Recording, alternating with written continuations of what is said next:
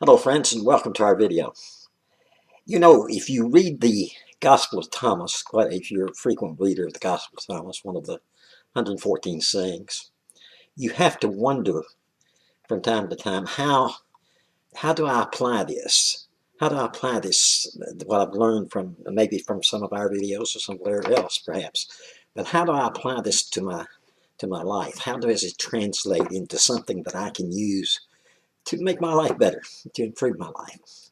Well, in this video, I'm going to show you exactly how to do that using a very, very ancient technique. The technique, as you probably read in the label, is called the Laughing Mystic Monk. That was what it was originally called when it was given to me years ago. This is not something you'll find somewhere else on the internet either. This is nor will you find it in any university library that I know of anywhere in the world. I never have, and I've spent over 55 years. I'm almost 72 years old, and I've spent over 55 years looking for psychospiritual techniques that work and proving that they work. And what I will show you in this video is absolutely going to blow your mind, because it'll be one of the most amazing things. If you try it, if you use it and apply it, it'll be one of the most amazing things you've ever seen in your life. Particularly if you're a scientist, it's really going to dumbfound you. Why does this work? Well, I'm going to explain to you why it works now and how it relates to the Gospel of Thomas.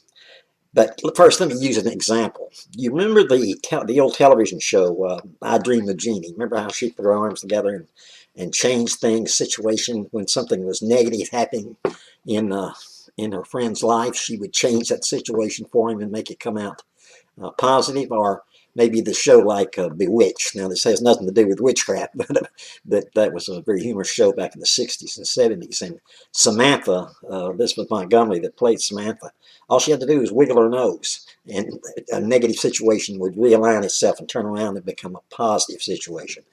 And that's what this technique, you're going to find out, that's what this technique does. Now, I call it a spiritual technique, but it's really not actually a spiritual technique. It's more of a scientific technique once you understand the principle as to why it works and how it works. It's based upon very little known laws of the universe that mystics discovered, I guess, maybe as many as 2,500 years ago or more, in ancient Jewish mysticism or early first century Christian mysticism. Allegedly, it comes out of the Essene tradition. That's what I was told. And now, there's no proof to that. That's just the tradition. But also the Gospel of Thomas, some scholars think, comes out of the Essene tradition. So there may be some relationship there. I'm not sure. But let me give you the principle first. What it's based upon, you know, is the theme, that one of the main themes in the Gospel of Thomas, if you've seen my other videos, is this idea of overcoming polarity.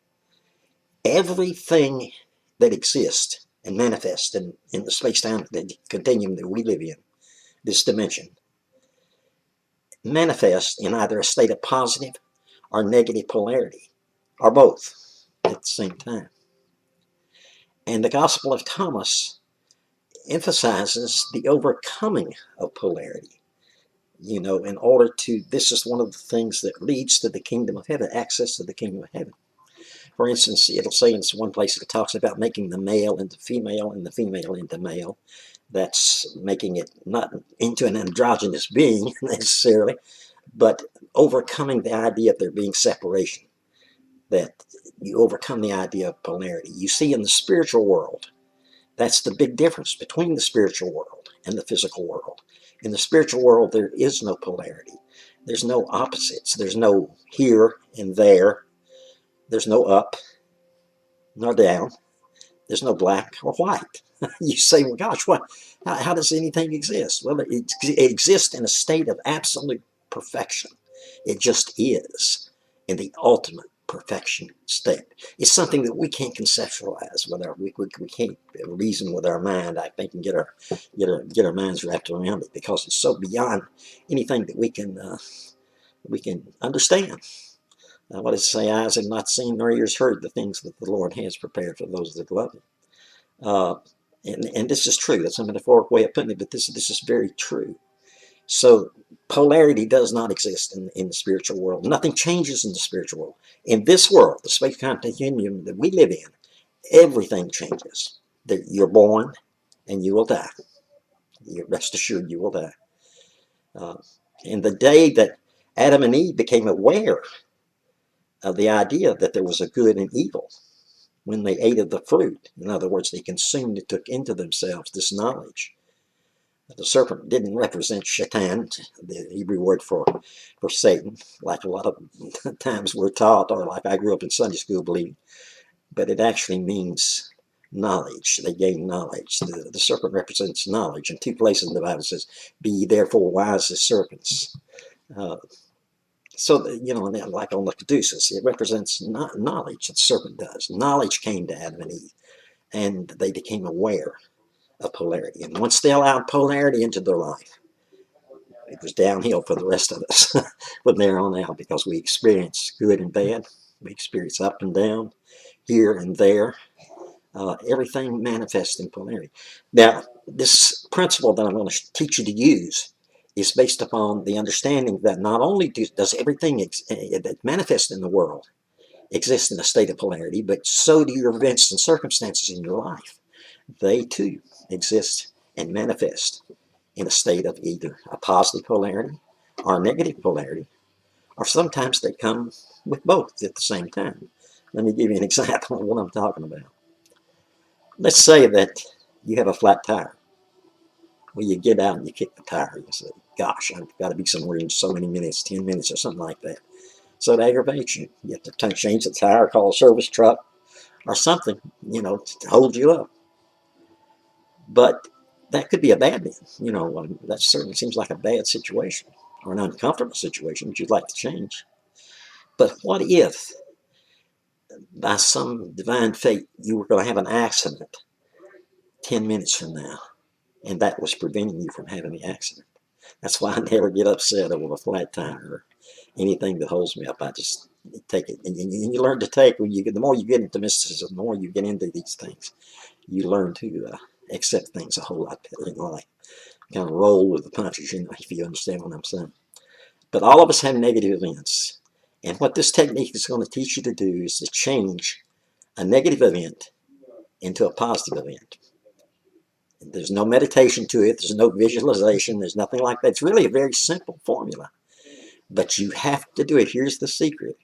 You have to do this at the very incipient moment when that event is occurring.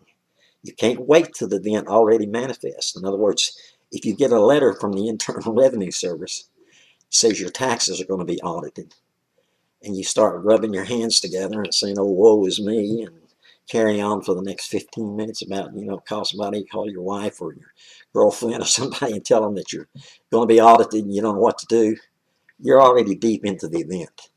And it's hard to change an event once you get very deep into it. That's a negative manifesting event, without a doubt. That's a negative one. But here's the technique. Now remember, events always manifest in either a positive or a negative. Sometimes they're inert. They're in between getting a glass of water. Is that a positive or a negative event? That's neither one to me. That's just getting a glass of water, right? It could be interpreted, though I'm sure there's some positive or negative charge to it one way or another. It could be bad water. It could be very good water. Also, you could say, well, what's the positive and negative of a mountain? Like where I live, close to the Great Smoky Mountains. Mount LeConte is a big mountain. What's the opposite of Mount LeConte? No Mount LeConte. That's the opposite. But the Mount LeConte is manifested, so it's in a positive state as far as I'm concerned. Anyway, so remember, all your events and circumstances manifest either as a positive or a negative in most situations. But you have to catch, in order for this technique to work, this ancient method that the ancient mystics discovered thousands of years ago, it just will literally blow your mind. It'll show you that the universe is ordered by law. And when you apply one law against another, and that's what you're going to do to make this technique work. It's like we apply the law of aerodynamics to overcome the law of gravity. Well, that's all you're doing here. That's why I say it's more of a scientific than really a spiritual technique. What you're going to do is apply a positive. Anytime you have a negative occur, you're going to change the situation. You're going to bring in a positive event to counterbalance the negative event. Now, let me warn you, before I tell you this technique, don't don't do it in front of your friends. They will think you have absolutely lost your mind, that you're completely gone bonkers. And call for the guys with the white coats and the straight jacket. You're ready to go to the mental hospital. A lot of my friends think I probably belong there because of what I practice. But it'll lead to your happiness. It'll make things better for you in your life. That's all I've spent my life searching for, is things that I could prove spiritually. I don't like spiritual things that are just theories. I like the proof, the scientific proof. And this is a technique that will give you that scientific proof if you apply it the way that I'm telling you in this video. And I'm hoping I'm getting it across to you how to do this. I'm going to explain it fully right down to second. Let's say that a negative event happens, manifests in the morning when you go to work. Say I don't know, say you get a letter. Let's use the example of the IRS. You go out to get your mail in your mailbox, and there's a letter from the IRS. The minute you open that letter, or the minute you hold it in your hand, because you're probably scared to death the minute you see IRS on the envelope, most people would be. You've got to catch the event, the negative event that you're dealing with, that you're going to change. You can't wait till it manifests and it gets ensconced into your reality and becomes hardened, so to speak, as a real part of your reality. You can't change it then. You have to just live through it. I mean, not using this technique, you can't change it. There's other things I'm sure you can do. But the minute you look at that envelope, and you might suspect just for a moment that, why am I getting an envelope from the IRS? This is probably something negative. The minute that thought crosses your mind, jump for joy. Start clapping and say, this is the best thing that could possibly happen to me. Is I'm going to be audited, or something's going to happen with the IRS. I haven't opened the letter yet, but whatever it is, it's got to be good because it's from the IRS. And I know that it will have a good outcome. In other words, you put positive energy in at the very incipient point when that event is occurring, and that alters the event. Now, the hard thing here is you've got to catch the event when it happens at the very beginning. You can't wait till you get the letter in the house and you start mulling it over and scratching your head and wondering, and then, oh, I'll try the technique now that David Clay was telling me about. No, that's too far into the event. It's getting hold of your reality. What happens is you're just applying one law against the other, and it makes the outcome change. But again, I cannot emphasize it enough to you. You have to get the event at the beginning, and that's the hard part. You've got to train yourself to be the watcher. Learn to be the watcher. What does it say in the Gospel of Thomas? Be passersby. Learn to be the watcher of your life, and you become a passerby. You see yourself as if it's a play occurring. Keep yourself back one space back from whatever's happening in your life as you're observing yourself going through the motions of your life. That'll make it easy to catch an event right at its incipient period, and that's what's important to do. You've got to catch it at the very beginning. The minute the event starts to happen and you know it's coming down as negative, that's when you do the complete opposite. If you got some bad news, jump for joy. Say, gosh, that's the best news I could probably have, because that probably means, whatever the negative situation that's appearing is, that probably means something good else is going to really happen really good. So I'm glad this is happening. What it does, it unbalances somehow the negative occurrence, the negative event. In some way it imbalances, and it therefore starts to withdraw from your reality. It's like if you've got a negative and you bring the positive in, and you really mean the positive. Now you can't fake it here. In the beginning, yes, you can. You have to. You're just going to jump for joy when they get a letter from the IRS, but you've got to be sincere about it. You've got to come back and watch this video several times and get a hold of the feel of how to do this. You've got to be happy in the very beginning, and sincerely so, about whatever appears negative. They call you on the phone. The doctor says on the phone, he says, well, you might have cancer. Say, that's great. I'm glad to hear this. You don't have to say it to the doctor. He'll think you committed. He'll think you're nuts. Say to yourself, they'll say, That's really good, because that means I know I don't have cancer, but that means that I can rest for a while. I don't have to, I can use this as an excuse. Find some reason to turn whatever is negative, I don't care how bad it is, whatever is negatively happening. And this is that, now that's the trick, and that's sometimes hard to do because you feel like an idiot doing it in the beginning. But go ahead and feel like an idiot, and you'll see that it works out this way. You're using one law. Just remember, this is scientific. This is not spiritual. You're using one law against the other, and it will make and change the outcome, and you'll be amazed. All right, I hope I've told you everything you need to know.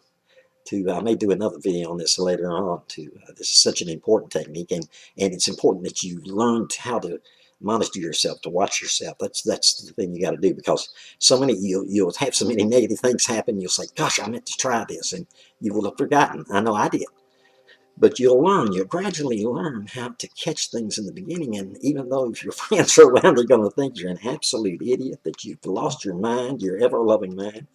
That's all right. You'll make a lot of negative events go away in your life that otherwise would manifest and come into your life. And you'll be amazed to see this theory working.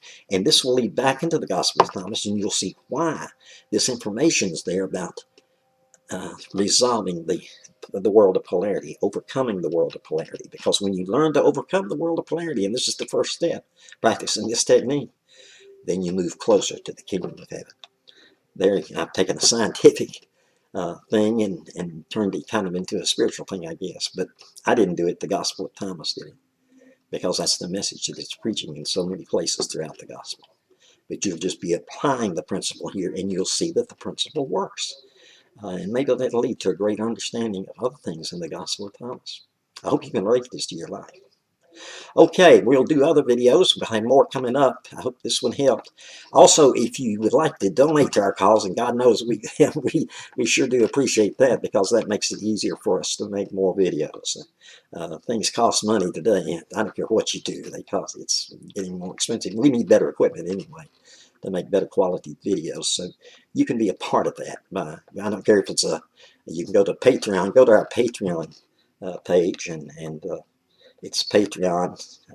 Let's see, patreon.com/Secrets of Thomas. That's what it is. Patreon.com/Secrets of Thomas. And you can check it down at the bottom. Also subscribe, and you'll be keep up the other videos as they come out. And we're going to try to up the timing on some of these videos. I think it's been a month or so since we've had one out. We'd like to do a couple a week. Really, we would. But you can help us a great deal by, I don't care if it's $1 a month you want to donate, or $5 a month, or $25 a month. We have different tiers there. It doesn't matter, because every little bit counts. And if this has helped you and improved your life, then you in turn help us. And that will make us available with more videos, with special messages like this one here.